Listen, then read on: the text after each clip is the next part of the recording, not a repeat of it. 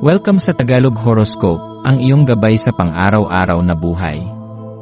Hatid namin ang pinakadetalyadong horoscope na magsisilbing gabay mo sa pera, trabaho, pag-ibig, kalusugan, at swerte.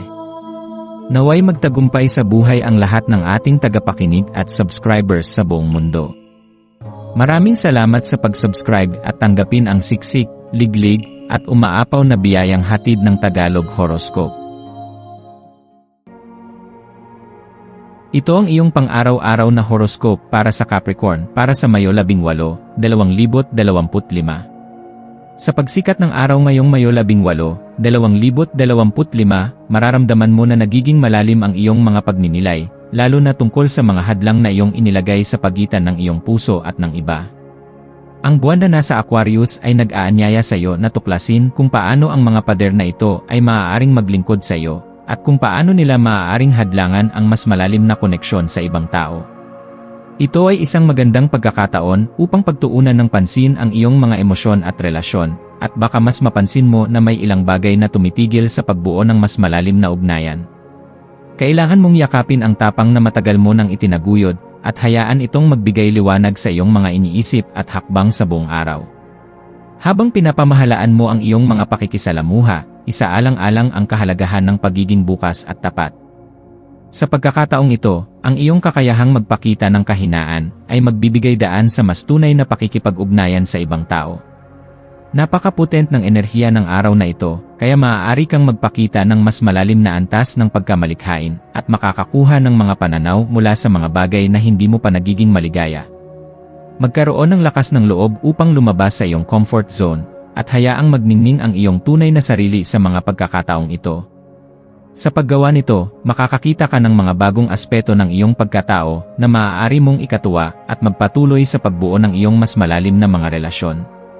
Minsan, ang pagbitaw sa mga bagay na matagal mong kinagawian ay mahirap, lalo na kapag ang mga ito ay naugnay sa mga nakaraang gawi na hindi na nakikinabang sa iyong paglago. Subalit, ito ay isang pagkakataon upang magmuni-muni kung ano ang mga bagay na kailangang bitawan upang magbigay daan sa mga bagong simula. Ang mga bagay na hindi na nagsisilbi sa iyong kasalukuyang estado ay kailangang iwanan, at sa paggawa nito, magbubukas ka ng pinto para sa mga bagong pananaw at posibilidad. Ang paglaya mula sa mga lumang pattern ng pag-iisip at ugali ay magbibigay daan sa mas magaan na pakiramdam at mas positibong outlook sa buhay.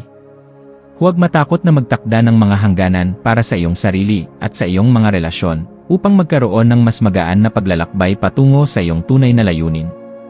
Sa paghahangad mong magbalanse sa iyong mga interes, pagtuunan ng pansin ang iyong emosyonal na kalagayan at ang kahalagahan nito sa paghubog ng iyong realidad. Pansinin mo ang mga tiniyak na sagot na ibinibigay ng iyong kutob, dahil ito ay magiging gabay patungo sa mas malalim na pag-unawa sa iyong mga desisyon at aksyon.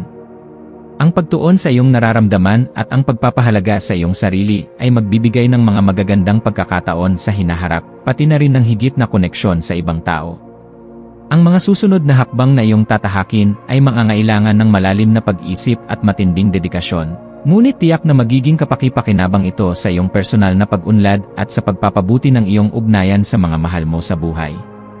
Habang lumalaki ang iyong pangunawa sa iyong sarili at sa mga sitwasyong iyong kinasasangkutan, isang mahalagang aspeto ang tanging pananaw sa mga bagay na mahalaga sa iyo. Huwag matakot na magbigay ng oras para sa iyong sarili, at maglaan ng sandali upang mag-reflect at magpahinga, sapagkat ito ay isang mahalagang bahagi ng iyong emosyonal na kalusugan at kabutihan. Kapag nahanap mo ang balanse ng pagpapahalaga sa sarili at pagmamalasakit sa iba, magkakaroon ka ng mas maraming lakas at kapasidad upang magbigay at makipag-ugnayan sa mga tao sa iyong paligid.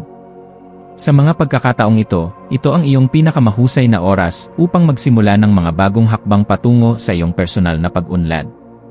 Maaari mong i-reassess ang mga bagay na hindi mo na kailangan at magsimula ng mga bagong proyekto na magiging mas makabuluhan at rewarding para sa iyo. Kung may mga plano ka na magbago ng trabaho, magsimula ng negosyo, o magbukas ng bagong kabanata sa iyong buhay, ang pagkakataon ay ngayon. Huwag kalimutan na magtiwala sa iyong mga kakayahan, at ang mga ito ay magdadala sa iyo sa mga landas na puno ng pag-asa at pag-unlad. Magtiwala sa iyong sariling kakayahan na magsimula ng mga bagong bagay at mga bagong karanasan. Ang iyong mga maswerteng elemento para sa araw na ito ay may kaugnayan sa kulay na asul. Ang asul ay nagdadala ng katahimikan at kapayapaan sa iyong buhay, kaya't magsuot ng asul o magdala ng mga bagay na may asul na kulay upang madama ang mas mataas na enerhiya sa buong araw. Ang iyong mga maswerteng numero ay 3, 7 at 14. Magkaroon ng pag-iingat sa mga pagkakataon na makikita mo ang mga numerong ito sa iyong paligid, sapagkat maaari itong magsilbing gabay patungo sa mga tamang desisyon. Ang mga maswerteng gawain mo ngayong araw ay nakapokus sa pakikipag-usap at pagpapalalim ng iyong mga relasyon.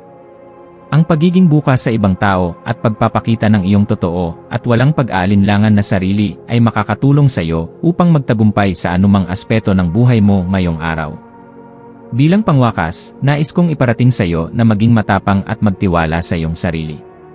Lahat ng pagbabago at tagumpay na hinahangad mo ay makakamtan kapag ikaw ay tapat sa iyong sarili at sa mga taong mahalaga sa iyo.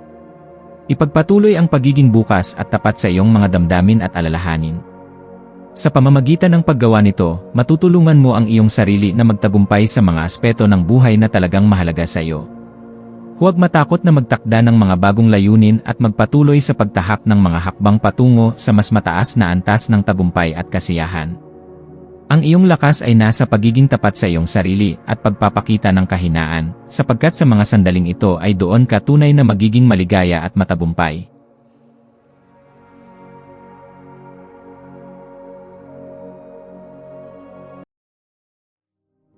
Tayo ay magkaroon ng kaunting sandali upang ipagdasal ang lahat ng mga dalangin ng ating mga subscribers, na sana'y matamo nila ang kanilang mga pinapangarap sa buhay, magandang trabaho, mabuting kalusugan, payapa at masayang pamumuhay, at siksik, liglig at umaapaw na biyaya at kayamanan. Ipinagdarasal namin ng mataimtim ang lahat ng mga komento sa nakaraang video, at hinihiling namin, Panginoon, na pagpalain mo ang ating mga subscribers ng masayang buhay sa mundong ibabaw. Maraming salamat po. Maraming salamat sa panonood ng iyong horoscope ngayon araw. Naway gabayan ka ng mga bituin sa iyong landas. Huwag kalimutang mag-like, share, at subscribe para sa iba pang cosmic na kaalaman. Hanggang sa muli, manatiling konektado sa universo.